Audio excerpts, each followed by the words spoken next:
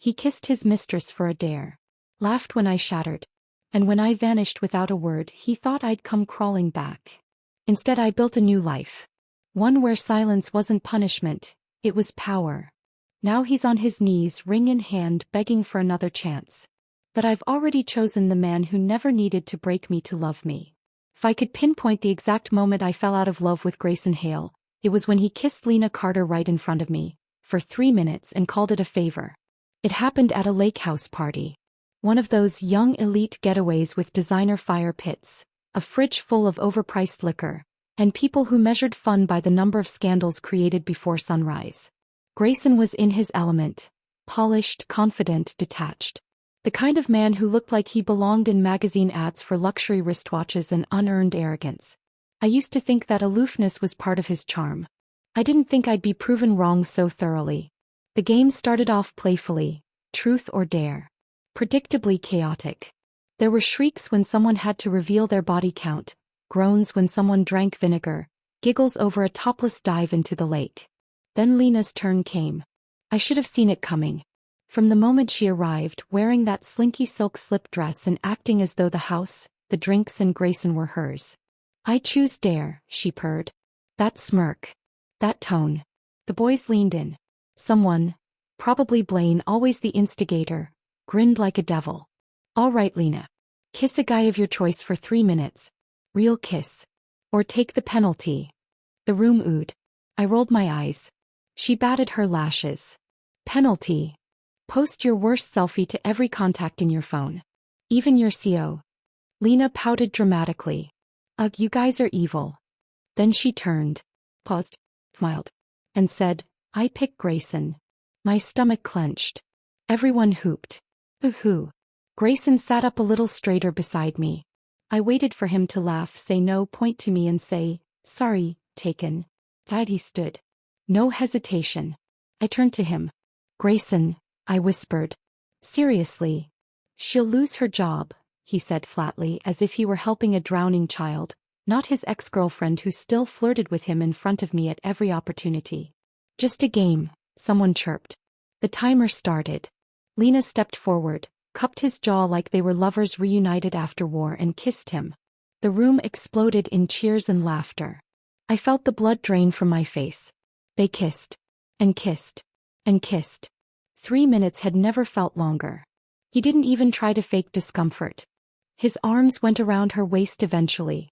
I caught the slight upward twitch at the corner of his mouth.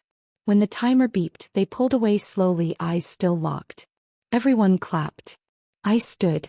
The wine glass in my hand slipped and shattered on the hardwood floor. The room silenced. Grayson turned to me. His expression unreadable. "You really did that," I said, my voice trembling. "She didn't want the penalty," he said, like that explained everything. "In front of me? On my face. It was just a kiss." My throat closed. "Do you remember I'm your girlfriend?" He didn't respond. I walked up to him, shaking. "You could have said no." Still silence. "Say something," I demanded. "Anything." Grayson finally blinked. Then, in the coldest voice I'd ever heard from him, he said, "Are you done crying?" The silence was so sharp it could have slit my wrists. People looked away awkwardly. Lena smiled. Grayson didn't flinch. And then, because the universe doesn't run out of cruelty, he turned to Lena and asked, "Want me to drive you home?" She nodded. And without looking back once, he walked out the door with her. I walked outside without speaking to anyone. The sky had turned a heavy gray. Within minutes, the rain came. First a mist, then a full downpour. I stood in it. No umbrella. No jacket. Just me, soaked and shaking, staring at nothing, listening to the laughter echo from inside. I watched couples stroll past under shared umbrellas, heard one girl giggle as her boyfriend kissed her nose. That was supposed to be me tonight. My heart cracked clean in half. Not from the kiss, not even from Lena, but from how little I seemed to matter when it counted.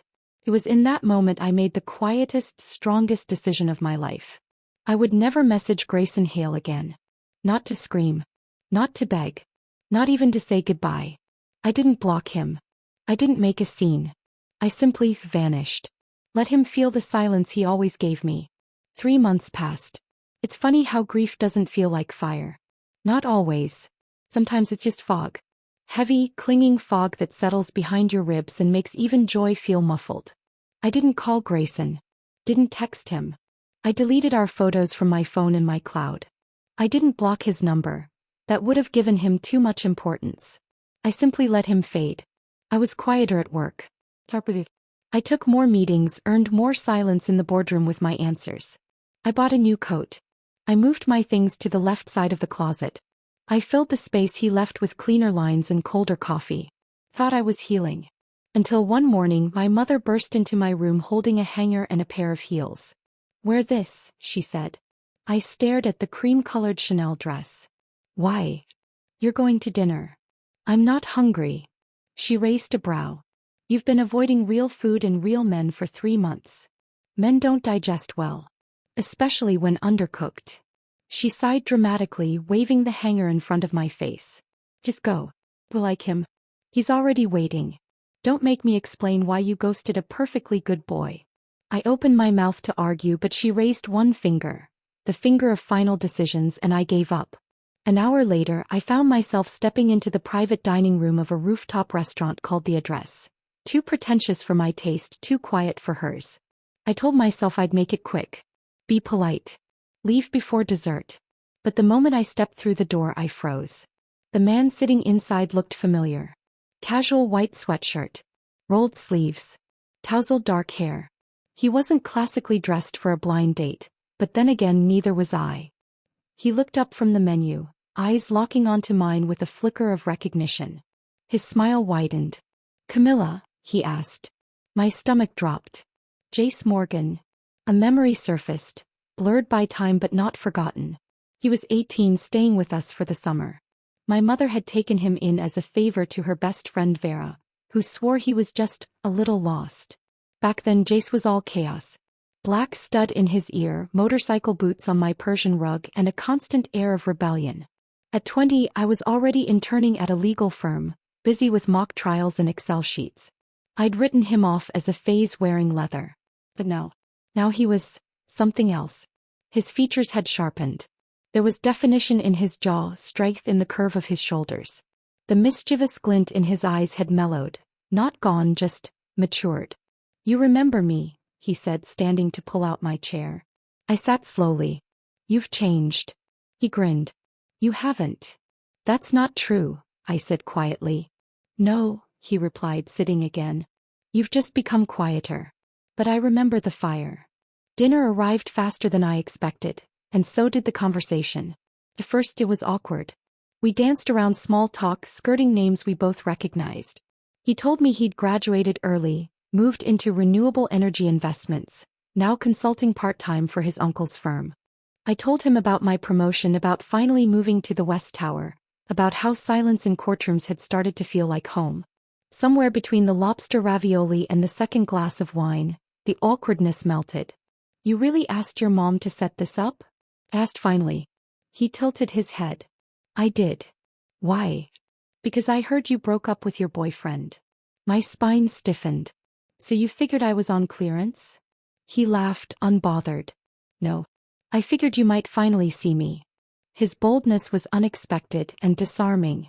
"You were a reckless teenager who threw rocks at streetlights and got into fights at gas stations.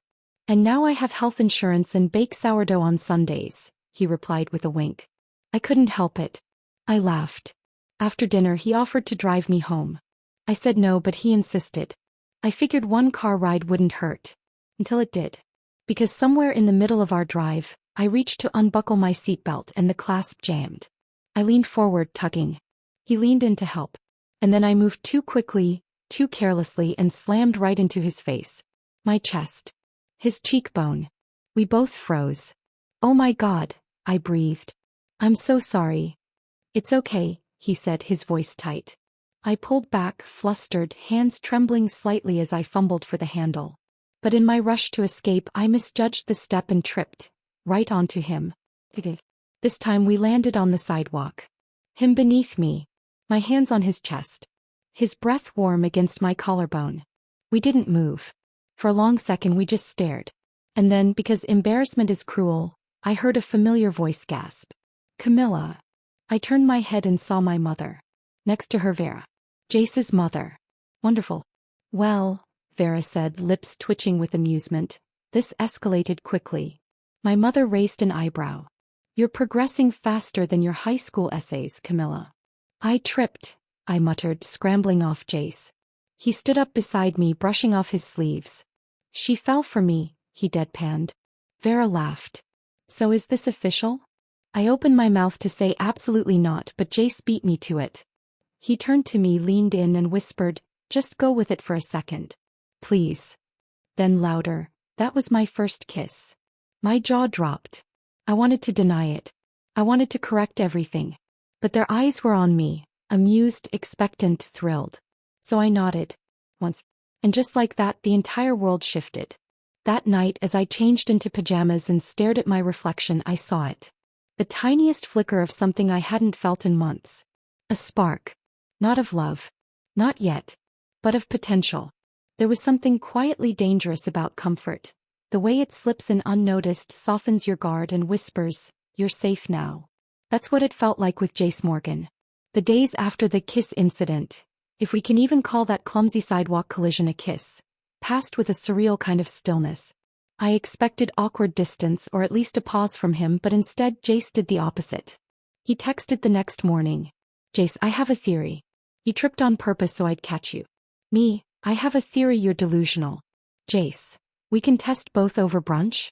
And just like that we started seeing each other. Not dating. Not officially. But existing together in the space where two people linger before definitions. He picked me up for coffee the next Saturday, said nothing about my outfit, but kept sneaking glances when he thought I wasn't looking. I wore flats on purpose. No more dramatic falls. We went hiking the next weekend. He packed peanut butter sandwiches and orange slices like a child on a field trip. We got caught in the rain. He tried to shield me with his hoodie. I let him. Each moment with Jace felt gentle. Not dazzling, not cinematic. Just easy. Like exhaling after a long-held breath. One night we ended up in an arcade. It wasn't planned. We were driving past it after dinner and I muttered something about needing to hit something. Jace immediately pulled in and dragged me to the boxing game. He missed the first punch completely. I laughed so hard I nearly choked. You're terrible, I teased. Says the woman who tripped over a seatbelt. He shot back, grinning. We stayed until midnight. Competing in skee-ball, sharing greasy nachos, and laughing like kids who'd never had their hearts broken. At one point I caught him looking at me, that same steady, unreadable gaze. What? I asked. Nothing, he said. Just, you smile differently when you forget who you used to be. I didn't respond. But I thought about that all night. The shift came slowly. It was in the way he walked on the traffic side of the street. The way he peeled shrimp for me at dinner without asking.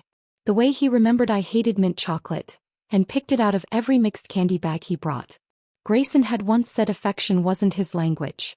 Jace made affection a dialect he spoke fluently. Then came the afternoon at the bookstore. I had mentioned offhand that I'd lost my annotated copy of Wuthering Heights, an edition I'd filled with notes during my final literature class at university. A week later, Jace showed up with a used copy similar in edition. Inside was a single post-it note. For the girl who deserves more than second-hand love. My throat tightened when I saw it. I didn't cry. I didn't even thank him properly. I just stared at him. This boy who had grown into a man while I wasn't looking, and felt something shift inside me. That night he took me to a rooftop park above the city. It wasn't fancy, just a hidden green space atop an office complex, the kind of place most people didn't know existed. The wind was soft, the city lights glowed beneath us, and Jace laid out a blanket like he'd done it 100 times. I used to come here when I was younger, he said, stretching out beside me. After fights with my mom. Or when I wanted to feel big enough to swallow the skyline. You were always dramatic, I said gently. He smirked. Still am. We lay there in silence for a while, the kind that feels like a blanket instead of a wall. Then suddenly he turned to me. You're still in love with him? The question wasn't accusatory. Just honest. I didn't flinch. No, I said. But I still hate what he made me become.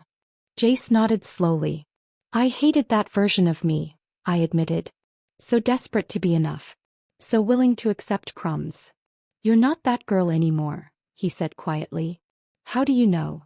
Because that girl would have blocked my number by now, he teased. I laughed and he smiled. The tension between us was palpable now, like silk stretched too tight. My heart beat too loudly in the quiet. Then he said, "Can I kiss you?" No games. Just a question. Simple. Steady. Consensual. And in that moment everything old inside me, all the parts still aching, still cracked, quieted. "Yes," I whispered. He leaned in slowly like I might vanish. His lips brushed mine once. Tentative. Then again more certain. His hand cupped the side of my face, thumb grazing my cheek. I let my eyes close. I let myself feel it. Not a kiss built on need or apology. Not an act of erasure or comparison. Just a kiss that said, "I see you." When he finally pulled back, he didn't speak. He didn't need to. Because neither did I. I thought about that kiss the entire drive home.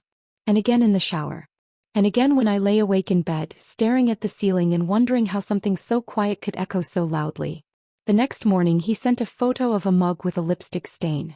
"Jace, should I keep this as a trophy or wash it and pretend I'm chill?" "Me wash it. You're not that cool." "Jace, fair." I didn't know where we were headed. I didn't know if I was ready for anything real. But I knew this. With Jace I didn't feel like a wound. I felt like a woman again. And for the first time in a long, long while. That was enough. There's something disorienting about falling for someone slowly. It doesn't feel like crashing into a thunderstorm the way it did with Grayson. There's no lightning or sharp edges or waiting for the other shoe to drop. With Jace it was rain on windows. Steady. Unapologetic. The kind that doesn't demand your attention. It simply keeps falling until you realize your entire world is quietly soaked in it.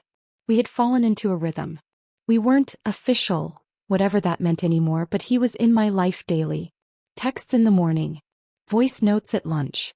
Surprise coffee drop-offs. Midnight walks when my insomnia refused to let me be.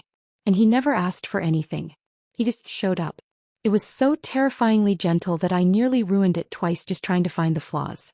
One Thursday evening I stopped by his place unannounced. He answered the door in an apron, shirtless underneath, flowers smudged across his collarbone. My brain stalled. "Don't say it," he warned, clearly flustered. "You bake topless?" I asked. "I overestimated my ventilation system," he muttered, turning pink. I sat at the kitchen counter while he pulled bread from the oven and grumbled about yeast. Somehow it was the sexiest thing I'd ever witnessed. "Want to stay for dinner?" he asked. "Only if you wear gloves with that sourdough," I teased. He rolled his eyes, but the smile never left his face. That weekend I learned his birthday was coming up. "What do you want?" I asked. "You," he said without hesitation. Then sheepishly, "I mean, nothing big. Just maybe time. And cake. Lots of cake." I pretended not to blush. Still, I couldn't ignore the urge bubbling under my skin. The need to do something. Give him something that meant more than words. Something lasting. That's how I ended up at the Crosswood Foundation's annual charity auction the night before his birthday. It was held in a glass-domed atrium, chandeliers catching light like floating stars. Guests in velvet and silk sipped champagne while flipping through glossy auction catalogs. I wore a tailored ivory pantsuit and heels that hurt with every step, because power has a price. I hadn't planned to bid. I came to browse, maybe make a donation and leave. But then I saw it. Lot 27. A limited edition handcrafted men's watch. Black onyx dial. Platinum detailing. Understated. Elegant. Exactly Jace. Bidding started at 80,000. I hesitated. Then raced my paddle. It was a blur from there. Back and forth bidding. A man in a navy suit challenged me multiple times. I didn't back down. I knew it was excessive. Jace would probably be horrified. But I didn't care. I wasn't trying to impress him. I just wanted to give him something that said, "You matter. I see you. I choose you." My final bid cleared 6 figures. The gavel dropped. And that's when I heard someone say my name. Camilla West. I turned. Wendell Mason. Of course. He was part of Grayson's old circle. Not cruel, not close either, just observant enough to make things inconvenient. "Didn't expect to see you here," he said, eyeing the number on my paddle. "You bid big." I smiled politely. "It's for someone important." His brow lifted. "Grayson." I didn't answer. But the damage was already done. The next morning Wendell told Grayson everything. About the watch. About the bidding war. About how determined I looked. Grayson, I later heard, had been seated at some rooftop cigar lounge when the news reached him. He took a long drag from his Cuban, smiled like he'd just been told I carved his name into my skin and said, "All right. 3 days. I'll get her back." 3 days. As if I were a subscription renewal. As if his arrogance could just rewind everything. He leaned back in his chair and murmured, "She's just giving me an excuse to reach out." And Wendell, ever the observer, didn't correct him. Meanwhile I was at home, barefoot, still in pajamas, wrapping the watch box carefully with navy ribbon and second-guessing everything. Would Jace think it was too much? Would he pull away? Would I scare him off by caring too much too fast? But when I walked into his birthday dinner that night, gift in hand, and saw the way his face lit up, as if I were the only person in the room, all my nerves dissolved. He took the box with both hands almost reverently and asked, "Do I open this now?" "Only if you want to risk crying in public," I said. He laughed, then opened it anyway. His mouth parted slightly when he saw the watch. Then he looked up at me, eyes wide, voice quiet. "Camilla, this is..." I waited for him to tell me I shouldn't have. Instead he just reached out and pulled me into a hug. It wasn't dramatic. It wasn't possessive. It was soft, warm, and real. "Thank you," he whispered, his voice almost breaking. "No one's ever given me something like this." I rested my cheek against his shoulder and whispered back, "You've never let anyone." That night when he walked me back to my car, he held my hand like it was the only thing keeping him grounded. And when we said goodnight, his lips brushed my forehead, not rushed, not distracted, just a quiet moment of reverence. I drove home smiling, not knowing that across the city Grayson Hale was plotting his comeback with the same confidence he once used to dismiss my tears. But this time, he had no idea how much he no longer mattered. Some nights feel heavy before they even begin. That evening the air was unusually still. The sky was a flat canvas of dusk, clouds painted in muted blues and soft grays. I stood in front of my bedroom mirror, smoothing down the delicate pink bodice of my dress, a soft fishtail silhouette that hugged my frame and fell just past my knees. The gift, Jace's watch, was already packed in navy wrapping, a matching envelope tucked inside with a handwritten note. Something short. Something sincere. I didn't plan on staying long at the party. Just show up, hand him the gift, make a toast if I had to, then vanish before the emotional noise got too loud. But of course fate had other plans. The venue was tucked into the upper floor of a private social club called Champs. Discreet. Members only. The kind of place people like Grayson used to drag me to, marble floors, dark wood panels, staff that remembered your drink by the second visit. I stepped off the elevator and adjusted my coat, clutching the gift bag tighter. As I turned down the hallway toward the private rooms, I passed a set of doors that hadn't closed all the way. Voices drifted out. Low, familiar male. I slowed. Then I heard it. "Guess who I saw at the auction?" Someone said, "Wendell, Grayson's friend." Grayson's voice followed, casual. "Who?" "Camilla. Bid on a watch. Spent over 100 grand. Pretty sure it was for you." I froze. There was a pause. Then a chuckle, the one I knew too well. Confident, smooth, maddening. "She's really pulling all the stops, huh?" Grayson said. "That's classic Camilla. Proud, but always waiting to be rescued." My grip on the gift bag tightened. "She obviously still likes you," Wendell added. "You think she's trying to get your attention?" "She's just playing her usual game," Grayson said lazily. "This is just a Cold War. 3 months of no contact? He's testing me. Give it another 3 days, I'll have her back." Silence. Then laughter. I couldn't move. Not because I believed him, but because part of me, a part one thought I'd buried, was furious he still believed he owned the story of me. I backed away slowly. Didn't slam the door. Didn't scream. Didn't confront him. I just walked. Quietly. Silently. Down the hall. Toward the other private room. The one where Jace's name was written in delicate gold on the doorplate. I didn't look back. I wouldn't give Grayson Hale the satisfaction of a reaction. Not this time. Jace's party was the opposite of what I'd just heard. Warm. Loud, but in the affectionate, messy way families are. Laughter burst out from one corner. Music played low over portable speakers, and the scent of grilled ribs and spiced cake filled the room. The moment I stepped in, a girl wearing a sequin dress gasped. "You must be Camilla." Before I could answer, she looped her arm around mine and pulled me into the crowd. I met his friends, none older than 25, full of energy, sharp eyeliner, and open hearts. Some were polished, some chaotic, some visibly shy.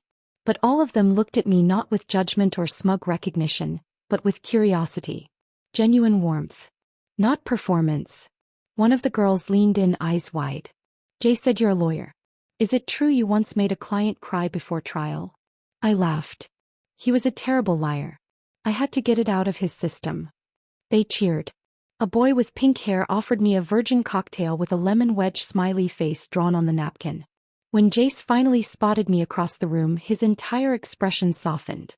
As he approached, I saw the moment he noticed my dress. His jaw tightened, but his smile remained. "You look," he exhaled, "illegal." I smirked. "So lucky you know a good lawyer." He grinned and kissed my cheek lightly. "Come meet my cousin before he gets too drunk to remember names." The rest of the evening moved like honey, sweet, slow, rich in moments. There was no showmanship in Jace's world. No games of power or peacocking or silent wars of status. He introduced me to his friends with pride. He danced with me when the tempo picked up, keeping one hand low on my back as if he couldn't bear to let go. He made a toast with his arm around my waist and ended it with a joke that had everyone laughing, but his eyes stayed on me the whole time. At some point during the evening, I slipped out onto the balcony for a breather. The air was cool against my skin and the city below glittered, loud and indifferent. I closed my eyes. And I thought about what I'd overheard. Grayson's words. His tone. His certainty. 3 days. As if I were a paused subscription he could renew with a swipe of his black card. I opened my clutch and pulled out my phone. Wrote a status. Married. Don't bother. I didn't post it yet. But I smiled at the thought. Back inside, Jace pulled me into a quieter corner near the end of the night. "I know this isn't your usual crowd," he said softly. "But thank you for being here." "You really think this isn't my crowd?" I raised a brow. He shrugged. "Your grace and structure. They're glitter and tequila." "I like glitter and tequila." "You like control. And you're surprisingly hard to control," I shot back. His eyes sparkled. "You love it." I didn't deny it. Instead, I reached into my purse and handed him the watch box. "For you," I said. "And not because of anything you did. Just because of who you are." He opened it slowly. Smiled so wide I thought it might split his face. "Damn," he whispered. "This looks like something I'm not qualified to wear." "You're very qualified," I murmured. He leaned down. "Does this mean I get a birthday kiss?" I rolled my eyes. Then kissed him anyway.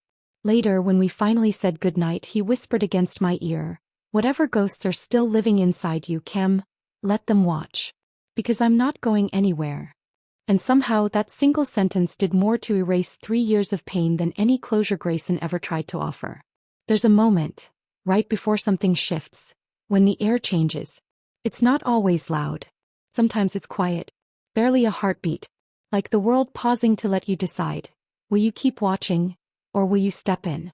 That moment came near the end of Jace's birthday party. Everything until then had been warm, laughter-soaked and bright. I'd been passed around from one friend group to another like a treasured secret. "This is Camilla. She's the one. She's the lawyer. She's the reason Jace hasn't stopped smiling since April." I let myself enjoy it. Let myself believe I belonged in a world where no one knew my history with Grayson Hale. Until someone crossed the line. He came out of nowhere. A guest of a guest. Someone I hadn't been introduced to, clearly drunk and too tall for his own balance. His name may have been Darren or Damon. I didn't care. He wobbled toward me as I stepped aside to grab water, his smile already sticky. "You're Jace's girlfriend, right?" I smiled politely. "Friend." "Oh." He stepped closer. "That's a shame. You're stunning. Wasted on a kid like him." I raised a brow. "Excuse me. You like real men, don't you?" he slurred. "Not boys who still call their mom for lasagna recipes." I stepped back. He stepped forward. And before I could open my mouth, a blur passed my shoulder, fast, sharp, and controlled. "Jace." His fist connected with the guy's jaw so cleanly I didn't even process the sound until after the man hit the wall. Chaos erupted. Someone shouted. A drink spilled. The man tried to stagger forward again, but Jace shoved him back hard. "You don't talk to her. You don't look at her," he growled. That voice. I'd never heard it before. Oh, dangerous. No trace of the playful warmth I was used to. Made my heart trip. Not out of fear. Out of something much deeper. Something ancient and instinctive. Jace. I reached for him, fingers curling around his arm. He turned sharply, breathing heavy. And the moment he saw me, really saw me, everything in him softened. His fists unclenched. His jaw relaxed. He looked ashamed. "I'm sorry," he murmured. He touched you." "He didn't," I said gently. "Not really." "But he could've," he replied like that was enough. I didn't say anything. Just kept my hand on his arm. 10 minutes later we left the party. His friends didn't stop us. They offered nods and pats on the back but no judgment. They understood. Sometimes the best thing you can do is remove the thing you love from a room that doesn't deserve it. The drive was silent. Not awkward. Just charged. He kept glancing at me like he wanted to explain himself but didn't know how. I broke the silence first. "You didn't have to hit him." "I know. But you did." He nodded. "Because of me?" He turned at a red light. "Because of how he looked at you. Like you were a game. A trophy." I couldn't take it. No one had ever defended me like that before. Grayson used to smooth over public tension with charm and politics. If someone insulted me, he'd deflect with a joke. Later he'd say, "You have to let things go. Don't embarrass yourself." Jace didn't let anything go. He made it known. I was not to be touched. Not to be spoken to like that. Not on his watch. It was reckless. It was raw. And it made me feel something I hadn't in years. But he pulled into my driveway. Cut the engine. Neither of us moved. Then he turned to me, expression unreadable. "I know I overreacted."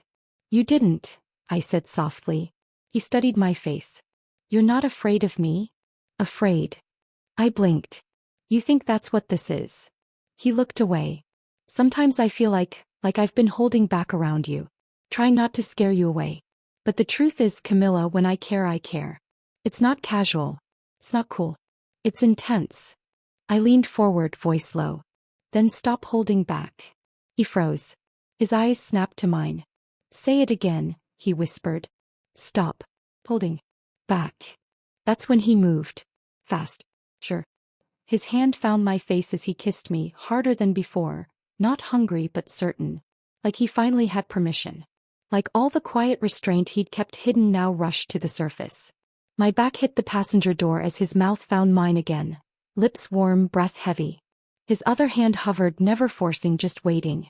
I pulled back just enough to look at him. "Inside," I said. He hesitated. "You sure?" I nodded. "Come inside." We barely made it to the hallway. His jacket was gone. My heels kicked off. He held me like he couldn't decide where to touch first, so he touched everything gently. But there was no rush. When we reached the edge of my bed, he paused. Looked at me like I was something holy. "I'm not here for a moment, Camilla," he whispered. "I'm here because I don't want a version of you. I want you. All of it." And for the first time in so long I believed someone. What followed wasn't about lust. It wasn't about proving something or burying pain.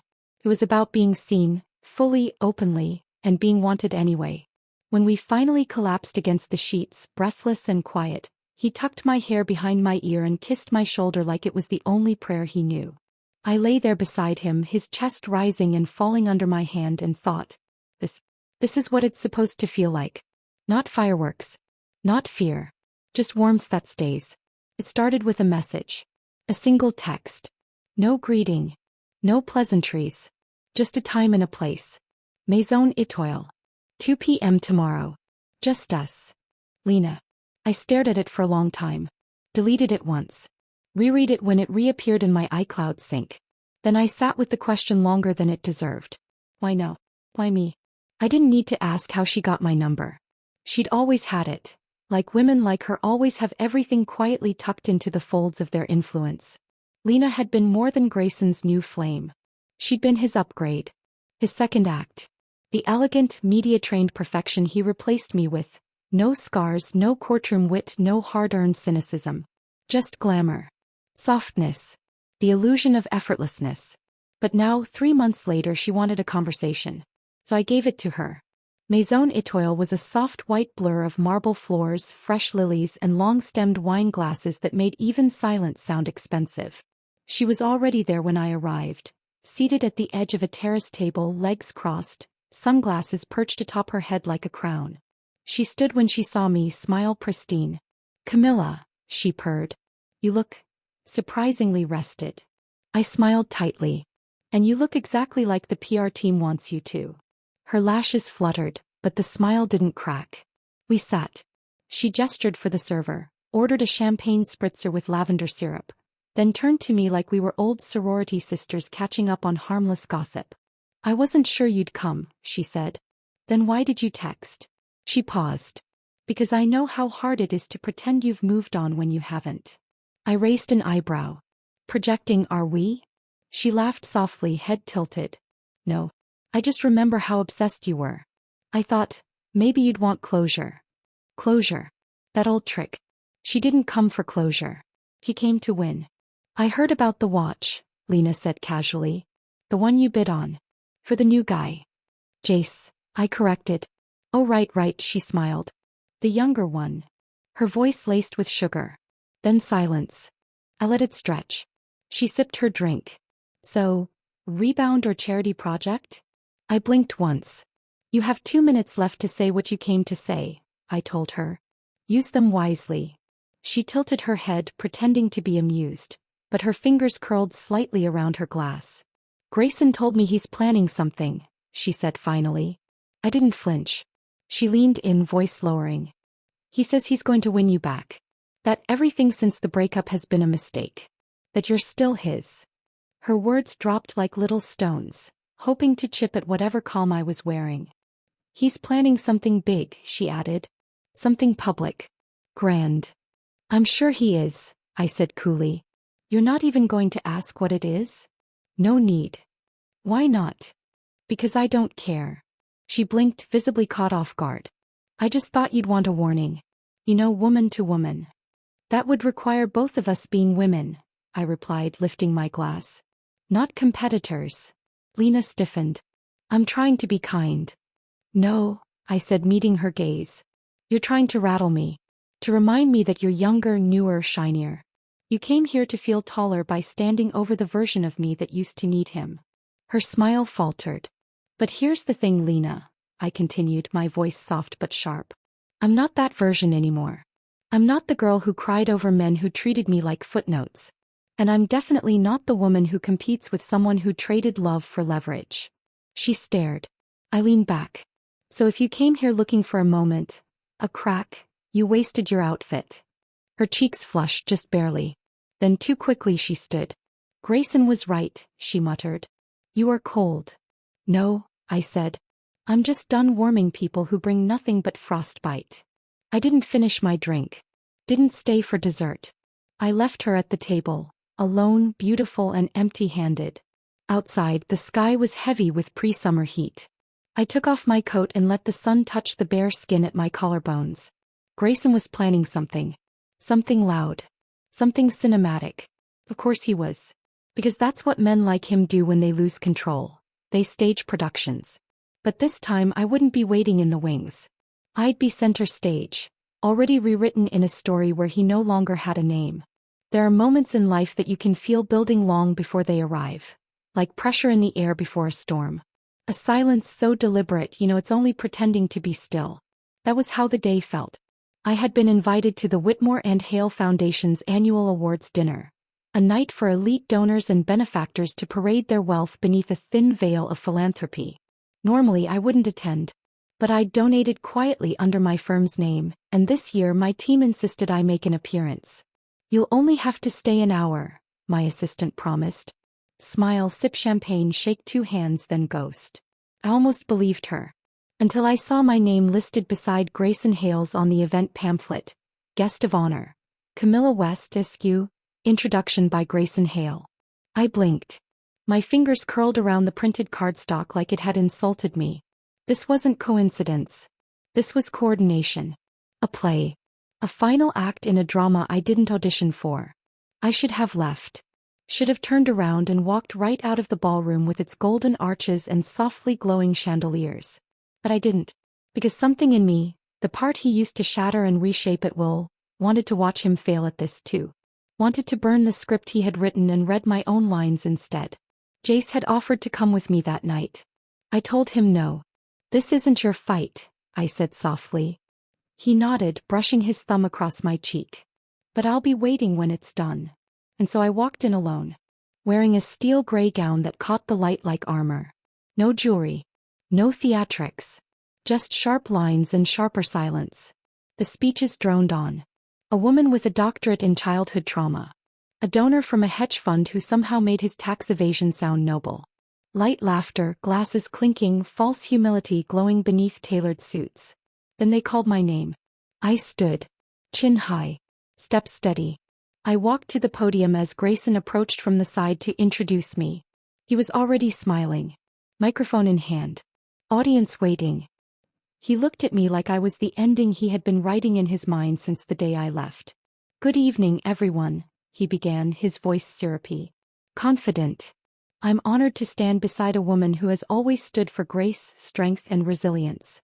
Camilla and I, he paused for effect, have shared a lot of history. Some of it public. Some of it personal. Polite chuckles from the crowd. He turned toward me. We had our ups and downs like anyone. But I've learned that true connection doesn't fade. It deepens with time. I didn't blink. And tonight, he continued, stepping closer, I want to do something that should have happened a long time ago. Then he turned. Pulled out a velvet box. Dropped to one knee. Gasps echoed like wind in a cave. My lungs didn't move. Not because I was shocked. But because it was so predictable. So shallow. This wasn't for me. This was for every camera phone, every whispering guest, every business ally he wanted to impress with a grand gesture. A comeback story. He opened the box. A ring sparkled inside, oval cut, absurd, soulless. Camilla West, he said smoothly. Will you give us a second chance? Silence. Not reverent.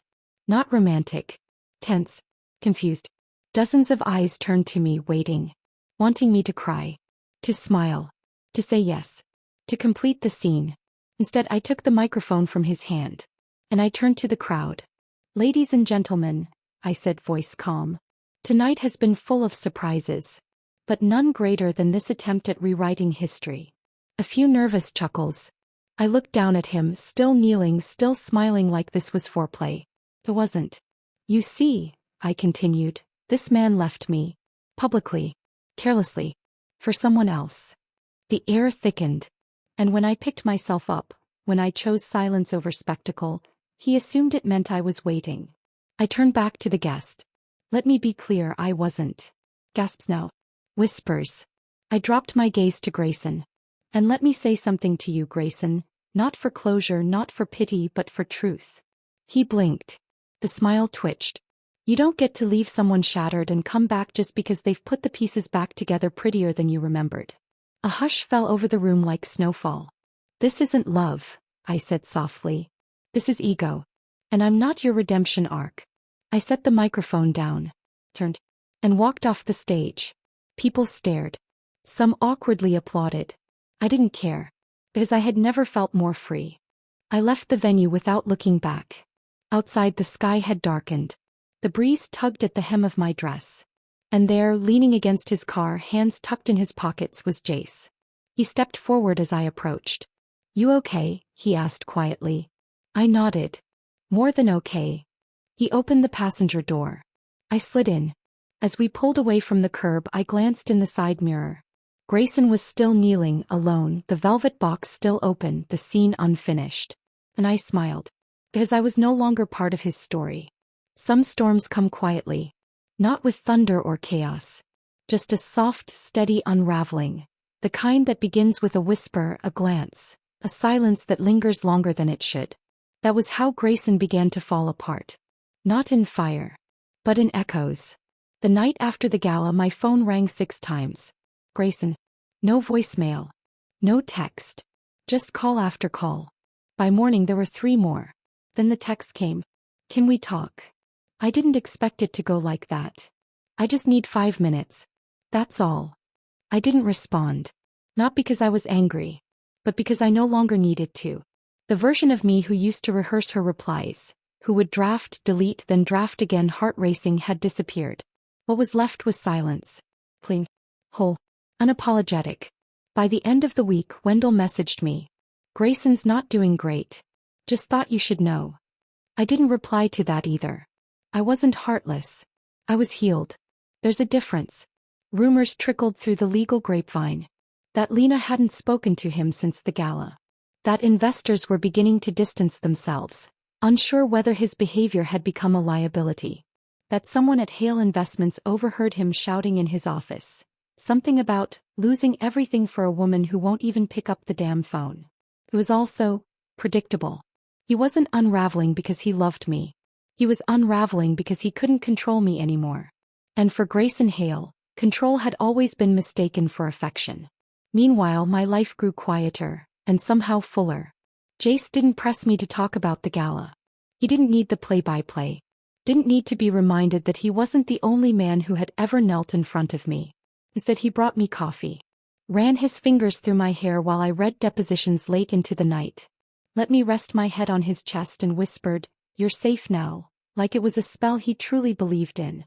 There was no high. No crash. Just him. Consistent. Steady. Warm. Like breath. Like light. One afternoon, I returned home from court to find him on my porch. He wasn't supposed to be there. He hadn't texted. He just showed up.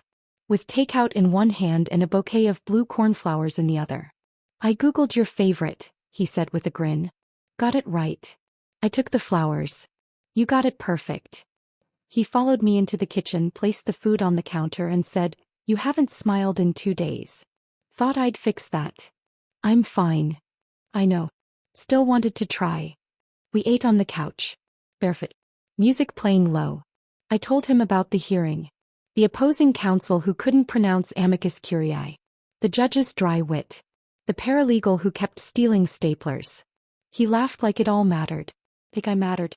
And I realized, somewhere between the egg rolls and the jasmine tea, that I hadn't thought about Grayson all day. Later that night, I sat cross-legged in bed, wrapped in one of Jace's hoodies, while he sat at my desk trying to fix my old laptop's fan. His hair was messy. He was muttering to himself. I think he called the machine a gremlin. I watched him. Really watched him. And the strangest thing happened. I felt peace. Not passion. Not butterflies. Just stillness. The kind of stillness that tells you you're home. "Jace," I said quietly. He looked up. Thank you." He blinked. "For fixing your dying laptop?" "No," I smiled. "For being here. And not asking for anything in return." He stood across the room and kissed my forehead. "I'm not here to be thanked, Camilla," he said. "I'm here because you deserve better than people who only loved the broken parts of you." I felt tears rise, not from sadness but from release. Then he pulled me into his arms and held me like the war was over. Because in a way it was. Grayson tried one last time. A letter. Hand-delivered. Thick ivory envelope. My name written in ink he probably paid someone else to make look effortless. I didn't open it. I burned it. Watched the edges curl into ash in the small fireplace on my patio. Not out of vengeance. Not out of bitterness. But because I didn't need his words anymore. I had found my own. 1 week later I walked into court with my head held high. Not because I was trying to prove anything. But because I no longer had anything to prove. And when I won the case that afternoon, a difficult property dispute that my entire team had lost sleep over, I didn't celebrate with champagne. I celebrated with Jace. We sat at a rooftop bar overlooking the city, shoes off, our feet dangling from the edge of a velvet booth. He handed me a single glass of wine and said, "To you. For finishing the story on your own terms." I clinked my glass to his. And whispered, "To beginnings." The lake house was exactly the same. That was the strangest part. The deck still creaked in the same places. The trees still swayed in lazy rhythm along the water. Even the old tire swing hung from the same branch, its rope fraying but unbroken. But I wasn't the same. And that made all the difference. I parked the car just outside the gate, the gravel crunching beneath my tires. I hadn't told anyone I was coming. Not even Jace. This was something I had to do alone. Closure isn't a ceremony. It's not always about confrontation or clarity. Sometimes it's just standing where you once shattered and realizing you're not glass anymore. The memory came easily, as if it had been waiting for me. Grayson standing in that circle of rich boys and louder girls. Lena lip-glossed and glowing, declaring her dare. His hands on her waist. The kiss. The laughter. My silence. But today the air was still. And I could breathe. I walked out to the dock. The same dock where I'd stood soaking in the rain that night, shattered. Now I stood dry. Whole. I sat down slowly at the edge, my heels dangling over the water. My phone buzzed once, a calendar alert. Court in 2 days. The world still moved. I unlocked it. Scrolled through my old photos. Paused on one. A picture of Grayson and me at this very lake. His arm around my shoulder. My smile too wide to be real. I stared at it for a long moment. Then hit delete. No fanfare. No dramatics. Just gone. I didn't cry. Didn't sigh. Just tucked the phone away and leaned back on my elbows, face turned toward the sky. And that's when I heard the car door slam.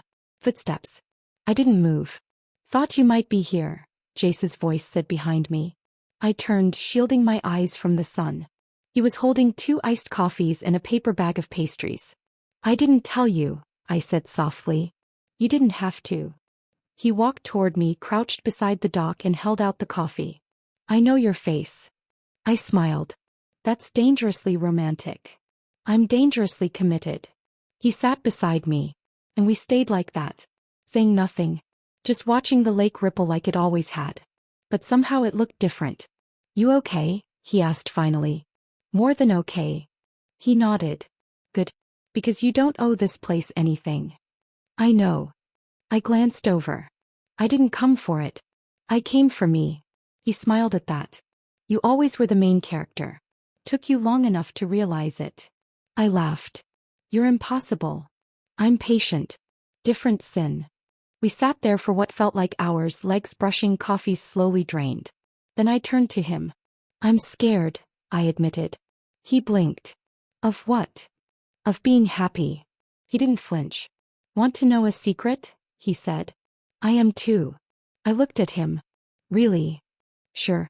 Loving someone who's been broken. That's hard.